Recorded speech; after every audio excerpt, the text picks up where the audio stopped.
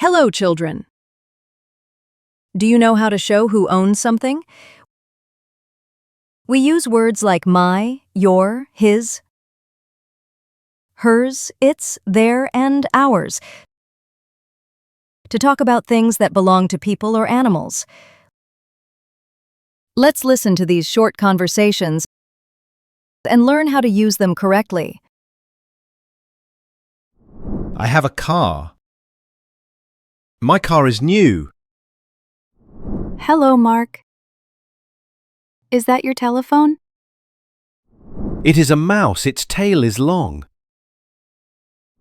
He has a computer. It is his computer. She has a new ring. It is hers. You have a cute dog. Your dog is cute. They have a television. It is their television. We have a parrot. This is ours.